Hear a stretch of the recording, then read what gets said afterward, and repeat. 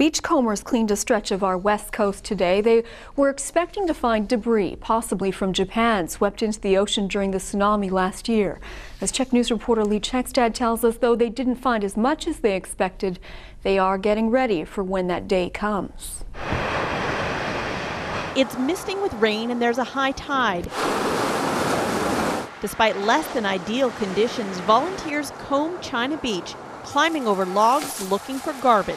As I surf these beaches, so might as well help clean them up. It's also good, I think, for other people to see people from their own peer group out there cleaning the beaches, and it reminds them to clean up after they've come down to the beach.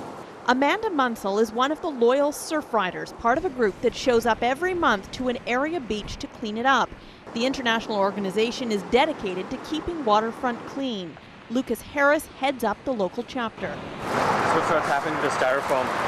It starts breaking down into these small pellets, and it just becomes part of the system. On this day, there are signs the litter has come from international waters, bottles with Asian characters on the lids, as well as the usual styrofoam and other garbage. While no one can confirm this is from the tsunami in Japan, it is something these volunteers are expecting. I don't know where this would come from. We're anticipating a lot of it coming up onto the beach, and when it does, well, we're collecting data as well to compare between beaches, which maybe someone else mentioned, but we want to see what happens when it does come over and see which beaches are kind of the worst for it. By using standards set by the National Oceanic and Atmospheric Administration, Lucas documents about 100 meters of shoreline and what's found on it. Surfrider plays an integral role in tracking the impacts of the tsunami debris, and right now is the time to get that baseline data of what we're finding on the beaches, so that in the future years, as more and more tsunami debris starts hitting our shores, we'll be able to reference before it happened. Stuff, eh? Yeah, sort of.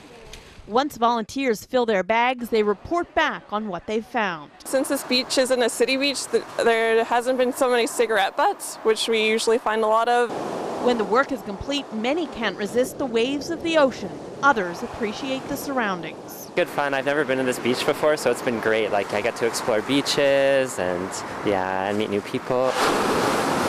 And they're ready for the next wave of water, of debris, of cleanup.